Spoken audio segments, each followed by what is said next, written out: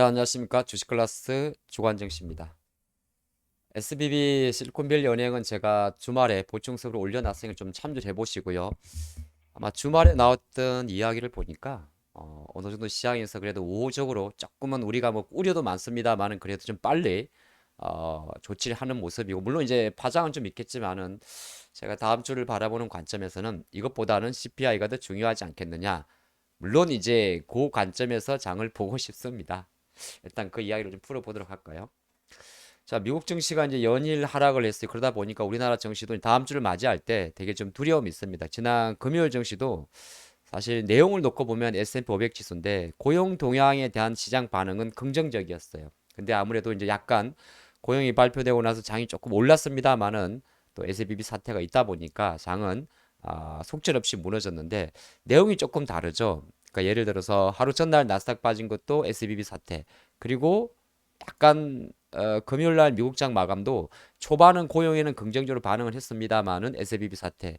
그러면 과연 미국장 이렇게 마감했다고 해서 다음날 우리나라 증시가 무조건 나쁘게 나오느냐? 일단 좀 그렇게 보질 않습니다. 그 이야기를 차근히 좀 풀어보는 시간을 갖도록 하겠습니다. 다우나 S&P가 많이 빠지는 것은 아무래도 금융주가 좀 많기 때문이고, 나스닥이나 러셀 2000 지수가 더 빠지는 것은 테크주가 많기 때문이죠. 그래서 그러다 보니까 전체적으로 같이 빠졌는데 지금부터 하나씩 보겠습니다. 자, 미국이 고용이 발표가 됐어요. 발표가 됐는데 내용을 놓고 보면 잘 나왔죠. 뭐 이걸 못 나왔다고 해석하에 따라 좀 다른데 포커스 어디에 두느냐가 가장 중요합니다. 그래서 일단은 내용을 보면 실업률은 3.6, 그러니까 지난보다는 조금 높게 나왔죠. 근데 별로 중요하지 않습니다. 그래도 중요한 건 두 가지인데, 하나가 취업자 수가 몇 명이냐. 그랬더니 한 20만 5천 건 정도가 컨센서스였는데 30만 건. 그러니까 요거는 고용이 잘 나온 거죠. 고용이 견고합니다. 1월달 50만 건은 예외적이었고요. 이건 중요하지 않고, 컨센서스가 대략 한 21만 건이었기 때문에 30만 건 이상이면 취업자 수가 잘 나온 겁니다. 그러면 이제 긴축 우려 강화, 우리 입장에서 나쁜 거. 근데 그거보다 또 더 중요한 거냐면, 취업자 수가 뭐 명수가 많은 것도 중요한데 가장 중요한 건 뭐죠? 임금이죠. 그래서 시간당 평균 임금인데 오히려 이거는 감소를 했습니다. 임금 증가 폭이 0.3% 증가해서 0.2% 증가니까 임금 증가의 폭이 감소한 거죠. 그래서 미국에서는 실제적으로 미국의 2월달 고용 동향이 발표되고 이 평균 임금 시급의 임금 자체가 증가폭이 둔화된 데 따라서 오히려 증시가 반등을 했었어요. 그러면서 이제 와르르 무너진 거, 다시 한번 조금 밀린 것은 바로 SBB 사태인데, 미국장이 마감하고 나서 SBB는 파산했고 또 미국은 빨리 이 부분이 이슈가 됐기 때문에 금요일자 미국장은 어떻게 보게 되면 아까 잠깐 본 대로 오히려 SB 사태에 따른 하락세 자체가 반영이 안 된 겁니다. 물론 이제 전체적으로 됐다고 볼 수 있지만 쉽게 말해서 고용 동향이 생각보다 시장 우호적으로 나온 거에 대해서는 반영이 안 된 거죠. 그 관점을 저는 그렇게 한번 정리를 해봤고요. 조금 더 보겠습니다. 지난주 미국 증시에서 다 빠졌죠. 아무래도 주가는 많이 빠졌는데 그나마 먹고 사는데 가장 필요한 필수 소비재나 유틸리티는 하락폭이 상대적으로 다른 섹터보다는 덜했습니다. 1.9%, 2%. 근데 가장 많이 빠진 게 아무래도 금융회사겠죠. 그래서 미국의 금융주가 뭐 8.56%의 하락을 보이면서 가장 큰 낙폭을 보였는데, 뭐 누가 덜 빠지고 덜 빠진 거 중요한 게 아니라 같이 빠진 건 맞는 겁니다. 여기서는 덜 빠졌기 때문에 필수 소비자나 유틸리티를 봐야 된다. 이 관점은 아닌 것 같아요. 중요한 것은 미국의 금융회사가 파산하면서 오히려 전체적으로 장은 억눌렸다, 이렇게 보시기 좋을 것 같고요. 여기서 한 가지 우리가 짚고 넘어갈 게 하나 있기 때문에 이걸 볼 수 있습니다. 우리가 그동안 어떤 생각을 했냐면, 자, 조금 전에 아까 봤더니 고용이 제가 덜 잘 나왔다고 했죠. 시간당 임금이 줄었으니까. 그러면 국채금리가 내려야죠. 그쵸?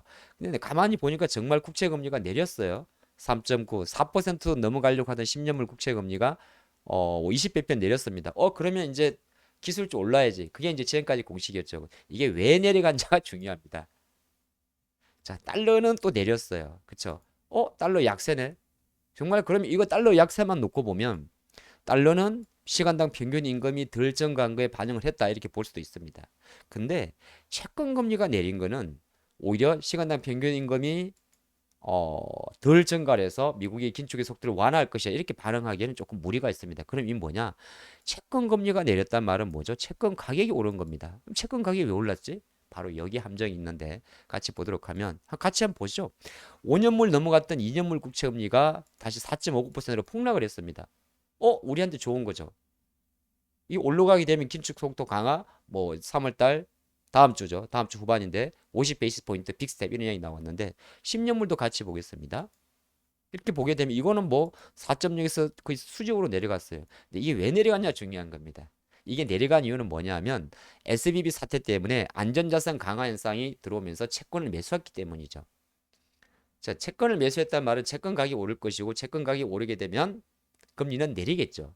그러니까 무슨 말이냐면 두 개의 지표, 2년물 금리가 5.0에서 4.6으로 팍 떨어지고 10년물 금리가 이렇게 4.0을 넣으려 떨어진 거는 오히려 고용이 잘 나와서 오히려 잘 나왔다기보다는 정시 우호적으로 시간당 평균 임금의 증가가 덜해서 오히려 위험자산 선호 현상으로 떨어진 게 아니고 뭐 SBB 사태에 따른 맞습니다. 이거는 SBB 사태에 따른 안전자산 선호 현상에 대한 급락이기 때문에 다른 한편으로는 고꾸라진 국채금리가 어떻게 보게 되면 연준 입장으로 갔을 때 뭐 긴축을 완화한다. 무조건 3월 달은 25다. 이렇게 단언하기는 어려운 거죠. 요거는 중요한 내용이라서 여러분들이 꼭 한번 이해를 하고 가셨으면 좋을 것 같습니다. 그래서 국채금리가 떨어진 것은 고용에 대한 반응이라기보다는 SBB에 대한 반응 그리고 안전자산 이제 부도가 나다 보니까 세상에서 제일 안전한 채권이 그렇죠. 미국 재무부에서 발행하는 미국 국채입니다. 거기에 대한 반응이었기 때문에 사실 국채 금리가 떨어진 것은 그렇게 중요하지는 않다는 것을 한번 강조시켜 드리겠고 하지만 결과론적으로도 중요해요. 하지만 어떻게 떨어졌든 간에 우리한테 심리적으로 부담을 줬던 2년물 금리 5%를 넘지 않은 것은 이제 중요한 게 어디로 갈까요? 맞습니다. 이제 이 얘가 다시 돌릴지 아니면 하향 안쪽으로 갈지에 가장 중요한 것은 아까 말씀드린 대로 3월 14일 날 발표될 미국의 물가 지표가 중요합니다. 그래서 오늘 썸네일을 이렇게 적은 거죠. 여기까지 잘 따라오셨다면 좋아요 한번 팍 눌러주세요. 제가 듣기로는 여기는 여러분들이 일요일 저녁마다 저를 기다린다고 들었습니다. 그럼 계속 할게요. 자, 보겠습니다. 자, 다음 주 일정을 한번 보게 되면 볼 것도 없어요. 그냥 14일 화요일 밤 9시 30분입니다. 딴 거 다 빼도 됩니다. 예, 그냥 3월 14일 화요일 밤 9시 30분입니다. 옛날에 10시 30분 아니었어요? 여기 아마 국민학교 나오신 분들 맞습니다. 미국은 3월 10일부터 썸머타임이 시행이 됩니다. 그래서 1시간을 당겨요. 조금 이따 말씀드리겠습니다. 가장 중요한 건 다음 주 일정에서 다 필요 없고 그냥 3월 14일 날 미국 물가가 지난달 6.4였는데 블룸버그는 6.0인데 이 정도는 안 나올 것 같은데요. 5자는 좀 어렵고 6% 초반으로 정말 떨어지는지 월간 기준으로 1월 달에 0.5% 증가했는데 증가 폭이 아까 실업률처럼 0.4% 3% 떨어지는지 그러면 그렇게 가는 그림입니다. 요거 좀 있고 일정사항 몇 가지 한 가지가 있는데 다음 주 우리나라 일정에 인터배터리 2023이 열려요. 이거는 뭐냐 하면 제가 기사도 올려놨는데 갑자기 LG가 CATL을 제끼고 1위네요. 이거는 뭐냐 하면 I'm 한국 사람. 그렇죠. 샌리스트 자료인데 이거는 중국을 제외한 상태에서의 글로벌 점유율입니다. 그러니까 중국 폰트 빼고 그러니까 중국이 워낙 전 세계 자동차 판매량 가장 많잖아요. 중국 딱 빼고 보면 LG가 1위예요.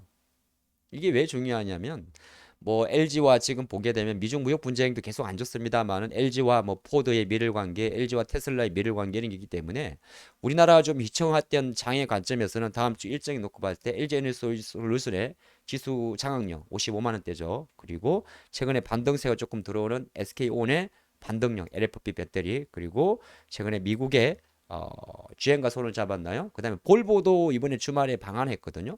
삼성 SDI의 견인력. 이게 중요하기 때문에 제가 이거는 시장 관점에서 한번 넣어봤습니다. 이건 단순하게 뭐 배터리 관련주의 이런 이야기 아니라 주요 배터리 원자재가 아닌 쉘업 기업에 대한 이벤트를 한번 중요하기 때문에 이게 이제 우리나라 관점에서 지수가 흔들렸잖아요. 그쵸? 지수가 흔들렸으니까 누군가 잡아줘야겠죠.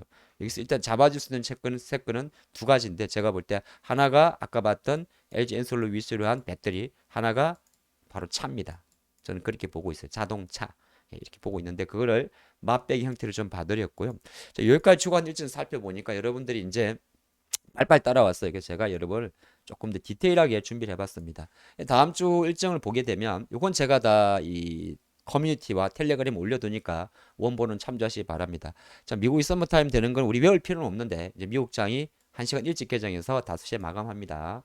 꼭 참조하시고 그 다음에 신규 주목 금양 그린파워 상장을 하고요.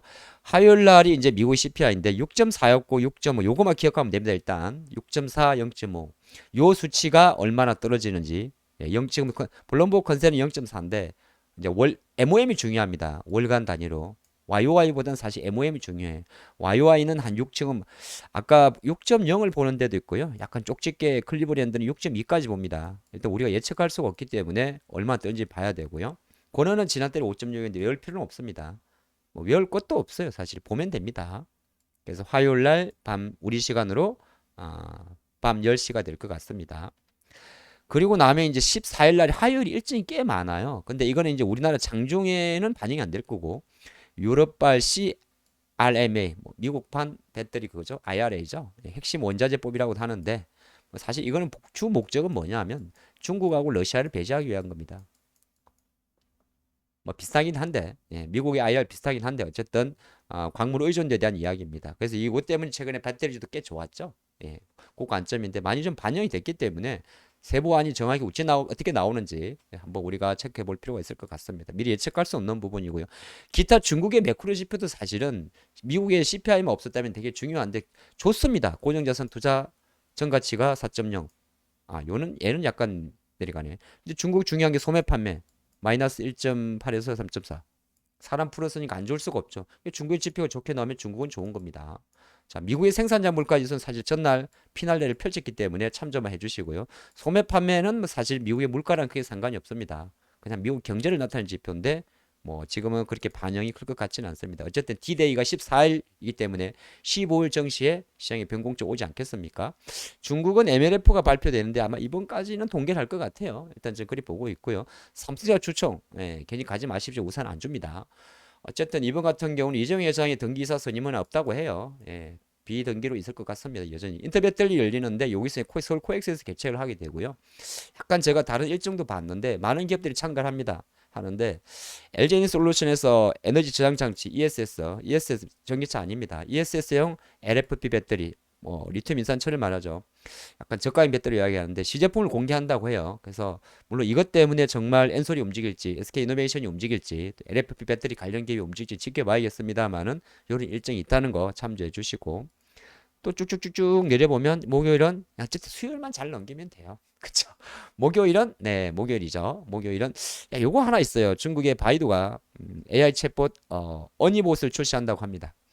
음, 챗 GPT나 AI는 사실 끝난 게 아니에요. 뭐 끝났다고 말하긴다. 로봇도 마찬가지고 배틀도 마찬가지고 섹트마다 탄력성이 다를 뿐입니다. 그 일정의 트렌드는 계속되고 있습니다. 물론 주가 우리가 투자라는 관점에서는 사실 워낙 변동성이 크기 때문에 일정 부분 시점과 타점을 잡겠지만 이 하나 불어닥친 이 힘 자체는 그렇게 쉽게 꺾이지 않을 것 같습니다. 잘 체크할 뻔 하시고 금요일은 프라이데이죠. 이렇게 보겠습니다. 미국 선물 옵션 동시 만기일이 있는데 굳이 우리가 거기까지는 그렇죠. 그래서 다음 주 정시는 조금 보게 되면 저는 어쨌든 간에 미국 증시의 SBB 사태는 뭐 주말에도 일어났지만은 그렇게 깊게 갈 것 같지는 않고 미국 정부 당국에서 좀 빨리 조치를 했고 그래서 한번 물론 체크하겠습니다만은 우리가 너무 심각하게 볼 건 아닌 것 같고 아까 본 대로 어쨌든 가장 이번 주는 일단 CPI가 더 중요하지 않나 그렇게 보고 있습니다. 그렇게 보고 있고 그 관점에서 과연 월요일 날 어느 정도의 기술적 리바운드가 우리 장에서 나오는지 그게 가장 중요할 것 같은데 그 리바운드는 아무래도 2,400을 이탈했지만은 아마 약간 전약이 나온다고 하더라도 당기는 게 가장 중요합니다. 코스닥도 마찬가지죠. 그 관점으로 보시면 좋을 것 같고 종목과 관련된 이슈는 뭐 워낙 종목이 많이 변동성이 좀 커졌기 때문에 아무도 시장이 조금 우선인데 일단 지수를 잡아줄 수 있는 코스피 쪽은 그래도 LG엔솔이라든지 배터리 쪽이 조금 우위에 있지 않나. 제가 자꾸 LG엔솔 이야기를 많이 드리는데 딱 제일 힘이 좋기 때문입니다. 오늘 여기까지 하겠습니다.